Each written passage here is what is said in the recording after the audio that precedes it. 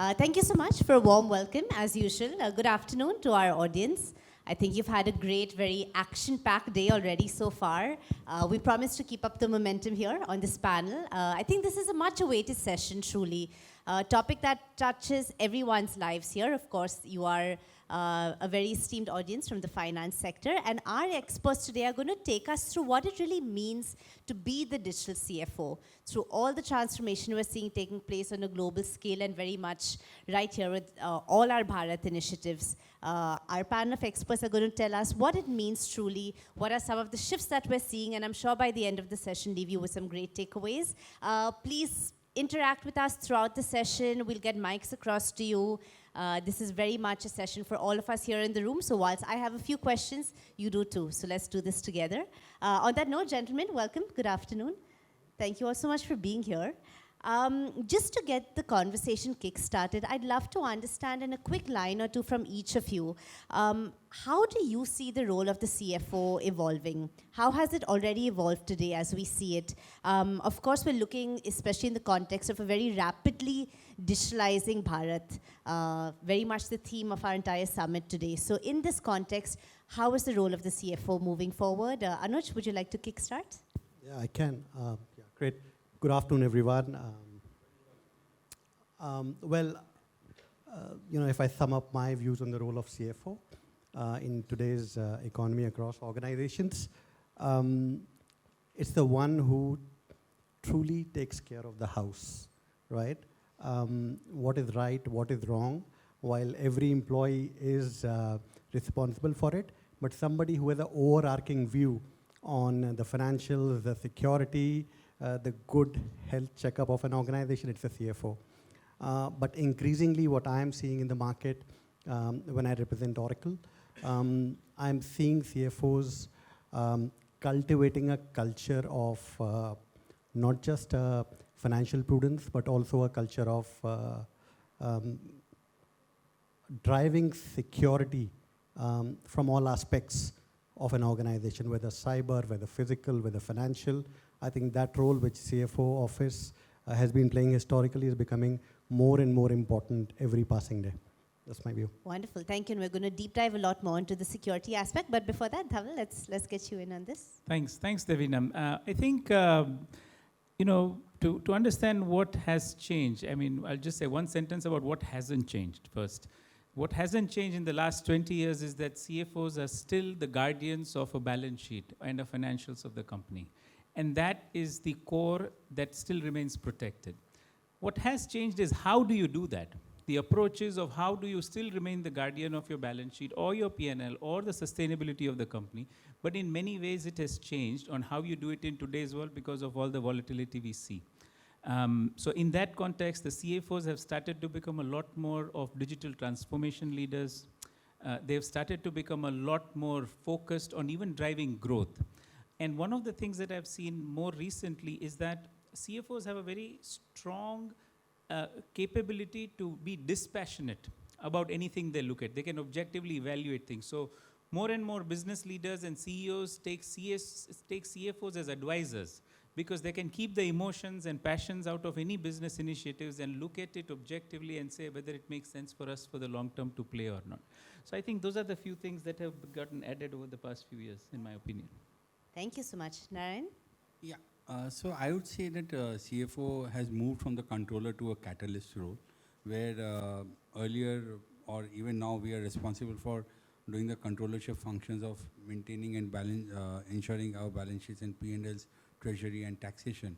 However, along with that, now CFO's roles have evolved, where we are supposed to not only do a controller's role, but also be a catalyst in the organization, which helps the organization to invest in digital transformation, finance transformation, even invest in innovation. In lots of places where earlier finance was not, I always say one sentence, that finance is the only function in an organization which has got impact and which can influence every decision in the organization, starting from procurement, production, R&D, sales and marketing, everywhere, wherever you talk, supply chain. So we ensure that we as a finance, our roles are always evolving, where we have moved away only from controller to a value creator in the organization, and we continue to become the co-pilot.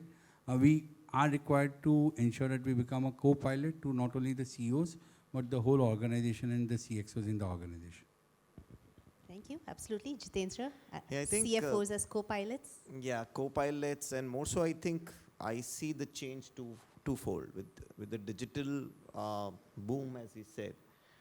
The most important factor is the CFO being in the forefront of driving growth, because adoption of digital in every function in the organization is, first and foremost, you cannot lag behind where the other companies are growing at a very faster pace. So you have to be at the forefront of adoption of that kind of growth. At the same time, you'll have to still play the role of a controller, where you have to ensure that you don't leave us so far ahead that you sacrifice on controls. So that balance of growth as well as controls is where the job is becoming more and more visible right now. Absolutely. Thank you. Thank you all so much for that context setting. I don't know about you, but hearing this, the term CFO kind of sounds like Chief Future Officer. I don't know if the audience agrees, right? Because your roles truly cross across every single function, as you're saying.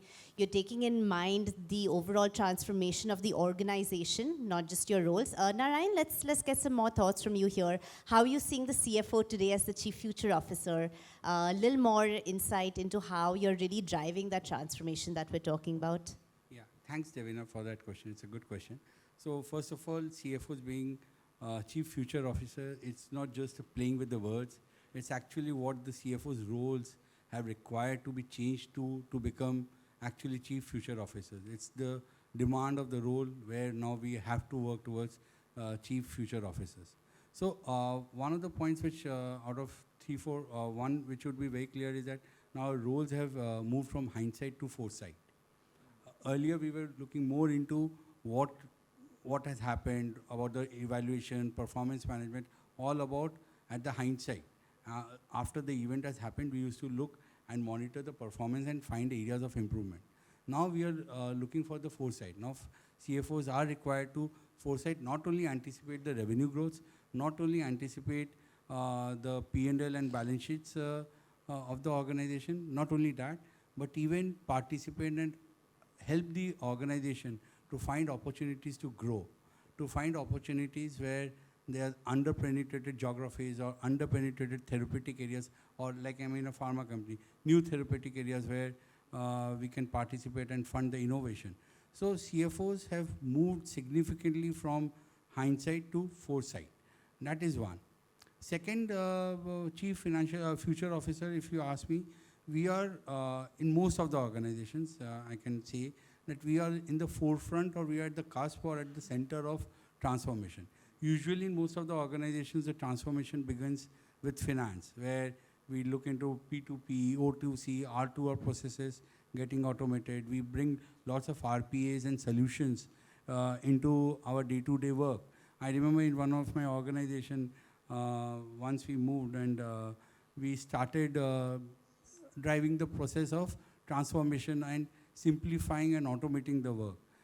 We always say that any work which is non-judgmental, monotonous, and repetitive in nature, that should be automated.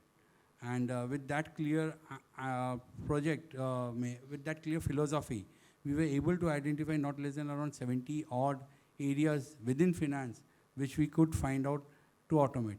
Once we started doing that, and in the whole organization they saw that how the finance colleagues, from doing day-to-day regular mundane job, now they are able to do and create more value. So earlier it was like a 80% data and 20% insights. We transformed it to almost 60-70% insights and 30 to 40% data.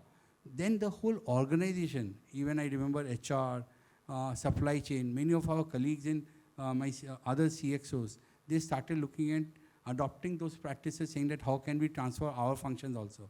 Rather, their teams started going to the HODs and saying that finance has made their team's life easier.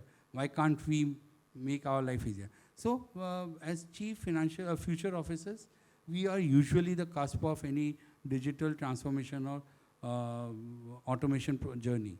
Third would be is that now our stakeholders are not only looking at the value of financials. So They're not only interested in quarterly results or the financials that we deliver. So they are always also more interested on the quality of delivery. They are interested in how business KPIs and ESG are speaking to each other. So again, in ESG and many such areas, finance plays a very active role in supporting and driving those ESG initiatives.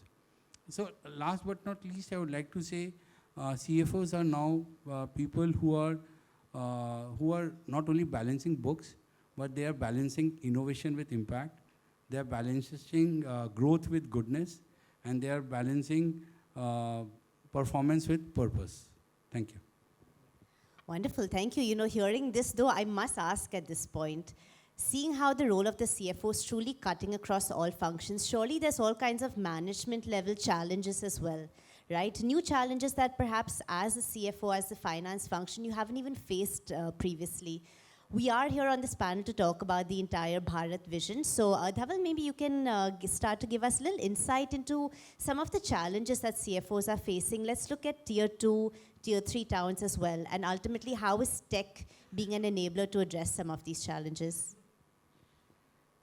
I think I'll break it into two parts. One is the internal challenges that we face as an organization when you start expanding into tier 2, tier 3 cities as far as financial management is concerned. And then we'll talk about external and customer facing challenges. So on the internal front, the first challenge comes is the lack of talent availability in these places and competency gaps especially. You still end up finding a lot of good, really strong finance people if you look for it and look hard for it. But what is missing is the tech orientation and the digitalization and that being the mindset of those individuals. You still find a lot of traditional accounting talent, but you struggle to find talent that is going to look for the next digital innovation that they can imbibe within the organization and bring that change. I think that's a huge challenge. I think things are getting better, but I think still it remains to be solved. The other challenge, which is more external facing, and if you have products that you're selling in these markets, is the challenge regarding adoption. Anytime when you have a digital product that you are interacting either with your partners, your distributors, your customers, the adoption of digital tools takes a long time. And that is, again, a big mindset challenge. Why do I need to use this? What was wrong with what I was using yesterday? Is a question that takes decades to be answered. And sometimes we have that as a barrier to growth when you're trying to push a lot of digitalization in these markets. I think the way to overcome is that you truly understand the grassroots level complexity. I think you need to really understand what is working for Bharat and then have those digital innovation pushed through the market versus taking a template from the West or from anywhere else and trying to see if that works in India. So in my specific experience in our organization, what has worked is when you build something along by taking your key stakeholders and partners who are in these tier 2, tier 3 cities while you are building a solution for them, which is digital in nature versus just having a tops-down approach. But it still remains a challenge. And finally, our propensity to pay and appreciate a digital tool. So if you are in the market with a digital product trying to sell it in a tier 2, tier 3 city, you find a lot of resistance in terms of figuring out who will pay for this product. It's again a mindset challenge. We don't necessarily think software has a cost. A lot of we still come from a lot of mindset where software is free. Software doesn't have raw material cost associated. So sometimes it becomes a challenge to drive adoption from that sense as well, in terms of propensity to pay. But if you do drive a very meaningful solution for the customers and customers do see a very direct value to do that, there comes adoption. But I think we are at a very nascent stage in terms of doing that. So these are some of the bigger challenges that you face internally and externally. One overarching challenge that we always face is dealing with complex regulatory part of this. So, many of us would have heard, people are dealing with data privacy laws now. DPDP Act has come in. But even outside of that, we generally don't have significant amount of value for data privacy as a market. So to drive laws and be compliant to that laws becomes very onerous on companies. And I think that is another challenge that we are overcoming, where we are trying to drive awareness that data privacy matters. We have seen a significant amount of increase in the kind of frauds that are happening today. You get a message on WhatsApp and you reply to it, and suddenly your data is swiped and you are under digital arrest. You heard that in newspapers all over. So as the fraud perpetrators get much more smarter, we need to have much more vigilance around our own data governance and privacy. And the awareness for that is still much behind where it needs to be, and it requires a lot of efforts. So these are some of the challenges that we typically encounter, but I see in general the trend is positive. All of these things are moving in the right direction. And then there is also the fact that, all of these, the ability to pay for some of these products, the aspiring middle class having some discretionary income, all of these things are also helping. So aspirations of becoming a tier 1 city or having the lifestyle of a tier 1 city in tier 2 city with the ability of access to knowledge that people have today has helped bridge some of this gap. And I think we are on the right path, but I think we can go faster. Thanks for leaving us with that and such candid insights into the challenges. Let's hear a little bit more. Maybe Jitendra, you'd like to come in here as well. And hearing from some of Dhaval's points, would you say that tapping in to the rural opportunity, the rural requirements even, comes at a compromise of the urban ambition as well when it comes to the CFO strategy? I think when you look at rural as such, and we talk about it, especially from an insurance parlance, we look at it as diversification. Very important from any business point of view is to diversify your businesses as such. And when we talk a lot about urbanization, we talk about productivity, but it comes at a cost, right? It's a way, sometimes the business is all saturated in these big cities. You want to find the new areas of growth. You want to find the new avenues of growth. At the same time, the product diversification will happen in a rural market, for example. So that balance between innovation and diversification is where the rural markets will come in. And so to say that the saturation of the urban markets is so much so that your next level of growth will come from the rural markets. So the importance of the market today, that we invest in those markets in such a manner that will give us the next level of growth in the next decade or so will come from the rural markets. And that's very important to stay focused on that area, because the demands of that rural markets could be very different. The products there could be very different. The way you sell in those markets could be very different. So you need to have some amount of investments and focus in the rural markets. At the same time that you're having your normal days, your bread and butter coming from the urban markets, because we know that the level of growth here will probably saturate. It will come at a very higher cost. That has to move to rural markets, so that balance needs to be there. Very clear blueprint forward. Thanks for that. Now, Anooj, coming back to you, back to your opening comment actually about security overall. How would you say again the CFO is really embracing this role? Because we're looking at, like you said, a security of all kinds.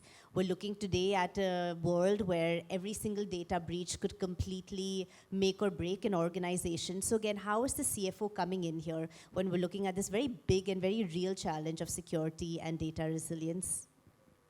Yeah, so before I answer that question, let me acknowledge that I represent an organization which is fairly large in size, global organization. It's Oracle, with revenue set of close to $60 billion. And the current CEO of that organization was the ex-CFO for 20 years, right? So here is a case where somebody excelling not so well, not just in a CFO role, but also made a very strong candidature to become the MD and taking organizations to the next level, right? I've spent some time in Oracle and I've seen the journey, very inspiring.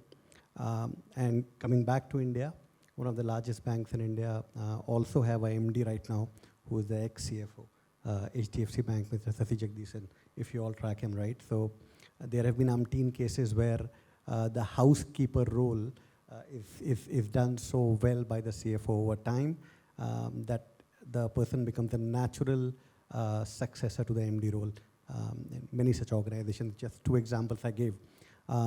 But coming to the specific question on cybersecurity, look, being the owner of the books, being the owner of the financials of an organization, it is expected, and it becomes a natural responsibility owning up to the CFO's office on how to manage the cyber risk in today's fragile environment where, as Dhaval said, anything and everything happens over WhatsApp and emails, right? So what should a CFO office do? This is a challenging moment, right? Things that I see, my organization sees in the market is many of the CFOs are consciously championing the culture of security in the organization. Now, what do I mean by that? I essentially mean security as a culture and security of organization assets has to be a board level discussion. It just can't be a CFO or a CIO discussion, right? It has to be discussed in board.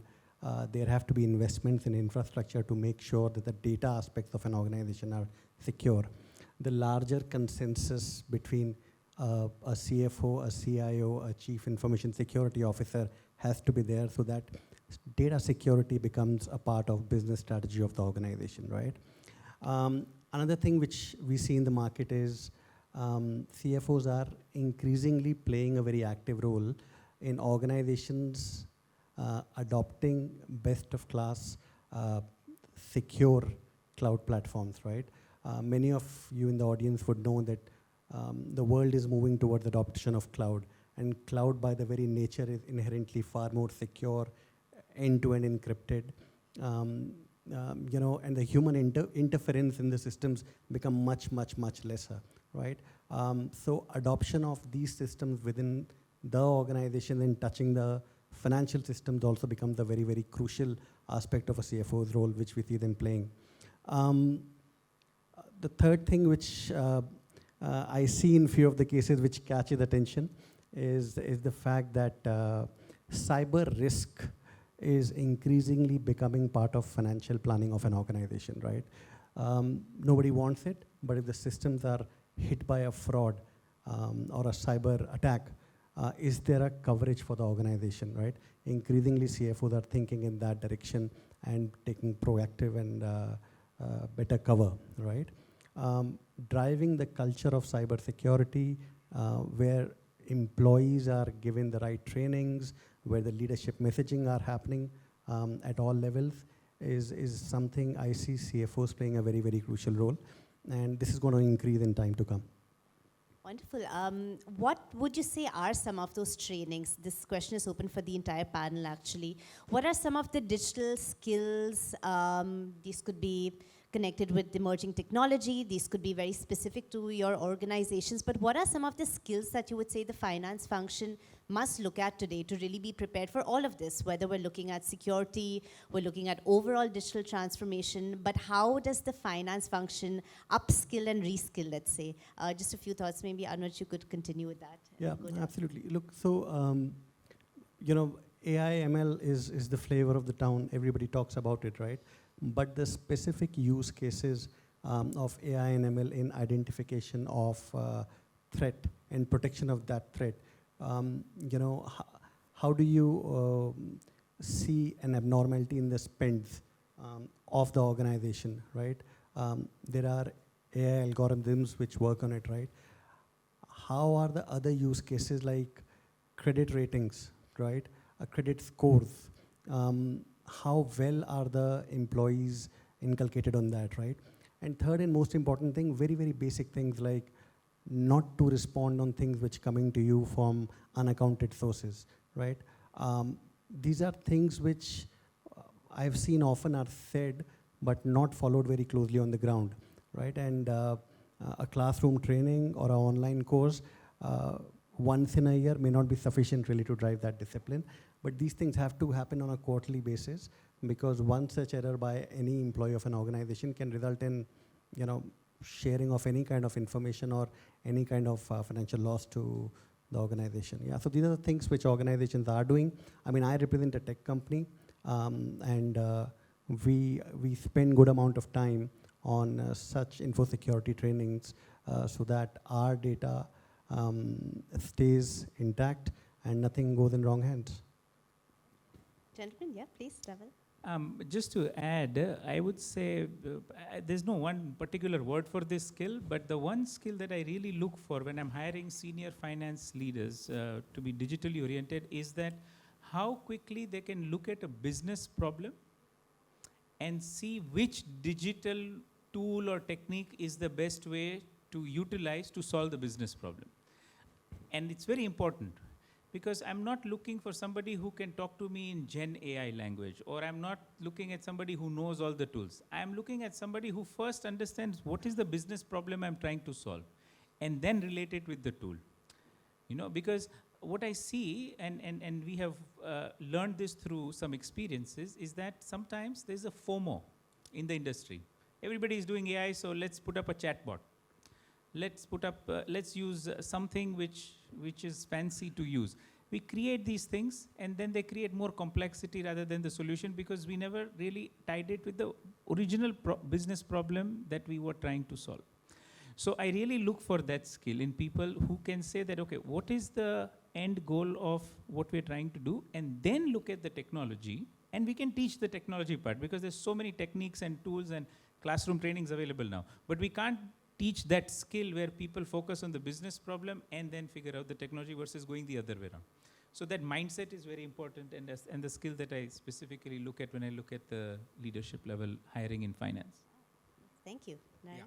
So building on what you said, so for me, if you ask me, the most important thing which I look into is that whether the finance colleague is able to relate between the data sets, whether he's able to relate between primary sales, secondary sales, inventory, production, demand, even manpower. So if in a territory I'm not doing better than my competition, what are the reasons? Was it because a new stockist have been appointed, or the competition is doing better, or was that territory vacant, or was the effort invested by the medical representative, was it best in class, whether he was in the market as per the plan? So basically, for actionable insights, the first most thing which I look into is that whether the individual or the finance leader, whether he's able to correlate with the different data sets. That is one part which is very important, because then only we can create actionable insights, because data is in isolation, and in isolation does not throw out anything. All the data must have some unifying connecting factors which will enable us to do actionable insights. That's one. Second, in a finance colleague, which I usually look into, is that whether he's a problem solver, whether he's able to understand the challenges of the function, challenges of the business or stakeholder, whomever he's supporting, and whether he can solve their problem. Through digitally or not, that's not important, but whether he's a problem solver. And in most of the cases, we'll find that the journey of any automation happens first from standardization, then to centralization, then to automation, and then to shared services model. So and does the individual, whomever I am hiring, whether he understands the processes in detail, whether he's willing to put that effort to understand the process in detail. Because once he understands the process, then we can centralize the process, and then only we can automate the process. So that's second. And third is very clearly RPA or AIML or Power BI, Click, Tableau, Cognos, TM1, all of these are tools which helps them. So if anybody has got, I'm not saying a coding experience, but at least understanding what each of this tool helps somebody to solve, like Anaplan or Cognos, there are lots of solutions, whether he understands what each of them are capable of doing. And last but not least, another important thing is that finance as a function does a lot of transactions. So in many of the organizations, what happens is that whatever ERP we implement it as is, without improving the processes, or without leveraging that tool to the maximum. So is the person who is joining my team, whether he's understanding what are the features or has a willingness to understand with the tech partners, what are the features and what are the controls and what are the delegation of authorities and all of those stuff, whether he's able to implement it or not. So in overall, somebody who has to be curious to learn and eager to contribute. That's the kind of person will always help in digital transformation in the organization and even in the finance function. Fantastic. Thank you. Jitesh? I think training in tech today is one of the biggest challenges, especially in finance, because the orientation is finance, not tech. So, and the canvas is huge. I mean, it's an ocean out there. You don't know what, and typically in a finance function, you don't know what helps. Because somebody is actually procuring something, somebody is actually creating a project plan, or deciding on that. So any amount of knowledge in tech is less for a finance professional. So where do you start? So we did this in the last organization I used to work for, is have a 100-hour training program. And this is not somebody that I'm teaching you a Tableau or I'm teaching you coding. Just understand the basics of everything. So you get an overview of idea of what coding is, what Tableau does. You don't do it yourself, but just an understanding. So we did a 100-hour program. It says every Monday morning, 1 hour, some tutor will come and teach you just the basics of tech. And that's why we try to at least get the mindset of the finance professional working towards what are the changes happening in tech. You might not be working on it, you might not be coding, but you do a small one-pager code and say, okay, this is how coding works. And when you go for a negotiation or you do some capitalization, that helps. And that is the kind of mindset then you start working on when you look at projects getting automated, when you go to look at whether a particular thing can be automated, etc., etc. And then it's where your mindset starts working. But that level of understanding, today tech is not an option, right? It's a mandatory thing. Everybody needs to understand where it is. Finance is no different. So getting people up the curve is the single most challenge. Because otherwise, we are always shooting in the dark, which is not good from a finance standpoint. Thank you for sharing that. But just out of curiosity, what was the response like when you ran such a program to have a weekly training session? I think people were very interested and curious. Every time you throw up into a session, there'll be questions and questions. People used to, and we had a test because, at the end of the day, wanted to know how people are faring. But it was very exciting. So, in fact, they wanted one more session the next year. So we did it for 3.5 hours, so 3.5 months, more than that. And then we stopped it, and then people wanted to learn a little bit more on that. And then definitely when, especially on, software aspects where projects, BRDs, etc., the discussions were wider open. Now the tech guys were also finding questions that why this process takes such a lot of time when, this is what you need to do. And that was a great uptake, and people were wanting to learn more and more on that. So it's an exciting field to be in. Wonderful. So, of course, a lot of curiosity here, as we are seeing in the finance function. We have a few minutes left on the clock. We'll open the floor for a few questions, if there are any. Yes, please. Can we get a mic across to the gentleman in the front here?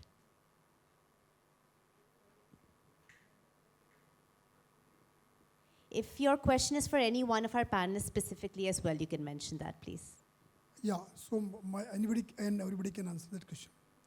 So my one concern is that we are talking about digitization, and everybody is talking, right? Whether it's AI or automation or digitization. We have been talking for so many years, not that this is the first one, for last maybe 10, 15 years, and many more years to come. Now, who is going to pay for this? Any digitization is expensive. When you have a digitization, you pay, this is a big price. Then to run the digitization, you need to recruit people. Like we are talking, what do you find in a person to when you appoint a person? He should be interested or she should be interested. Then training is against cost. So customer is not willing to pay immediately, right? And you can't capitalize each and every digitization, right? You can't capitalize that, and when you capitalize, you need to have money to spend money on that. So how do you find money to fund all these capitalization? This is not cheap, right? And who is going to pay for it? In a listed company environment, when the stakeholder and the investor is asking questions on margins improvement, efficiency improvements, profitability improvement, and then you are answerable to all those. Sure. So what is your thought on all this? Yeah, great question. Welcome to the CFO world. I'm sure everybody faces that every day. Where does the money come from to our leading So CFOs it's here? like a question that we face every day. I mean, I'm sure every one of us. I mean, that's our job. Few trade secrets, I don't want to give it away here. So, but it's a fact. But we make it very simple, at least I do, very clearly is ROI. First of all, you start with ROI. I mean, and the two places that always come to us and we struggle is, one is customer service, because it says customer benefits. Now, the way when you sell is you go garland a customer that we sold you, we give them a gift, etc. The customer service, there's no end to it, right? And second is compliance. So those are the two where we get stuck. Otherwise, it's very simple to say ROI. So if you have a project that says, what are you saving, what are you getting benefit out of it? So that is where we start from. As simple as, if you're spending 10 crores, tell me, one, whether you're going to save 10 crores or you're going to get 20 crores or 50 crores of business. We start from there. And of course, then we have to manage capital. We have a lot of pockets to get the capital from. And we have some amount of, kept as capital for these kind of activities.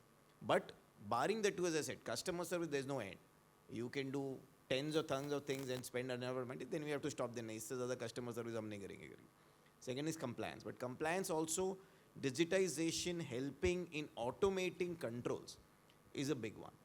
Because no manual activity can control the way a particular control can be put in the system.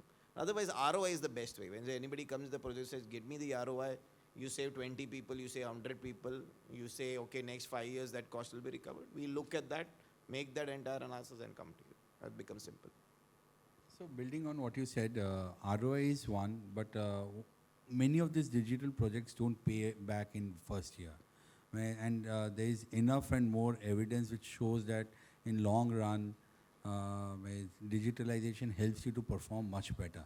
So just for example, like I was mentioning, let's take example of finance only. In finance, if the team is spending almost 70-80% time in either data punching or data pulling and data massaging or data making it valid for analysis, I would say that more than that time, if finance is spending more time on taking out insightful actions to drive and influence the business through the business stakeholders, be it supply chain, be it sales and marketing, be it production, be it anybody, be it HR. So I think that value which you derive, though you cannot always measure it in terms of money, but trust me, that value pays almost 10 times of what you would have invested in the digital process, because you are now creating value and asking the right questions, and you are not burned out by preparing the data, but you are actually, by the time you reach home, reach to office, your data is, with exceptions, is readily available in front of you, and you can straight away start asking questions and influence your decision makers in taking the right decisions. So I think that's where I actually see the value. I think it's already very well summarized, so I don't have much to add. But, I talked about this a little bit before. The first question I ask is, what business problem are you trying to solve? And if you really have a good answer to that, that means it results into either, incremental revenue or reduction in cost. Those are the two business. If you genuinely solve a business problem, this should be two logical outcomes. And if you're doing that, then, investment in the technology makes sense. So again, it goes back to ROI, but it's a very simple question. If anybody comes and says, here is a tool, where can I fit in? That meeting never goes anywhere. So it's generally starting with the problem first. And if you solve a problem, you find the money to fund that. But I also think that this is challenging all of us in a very different way. We do need to think more than 1 year, 3 year horizon.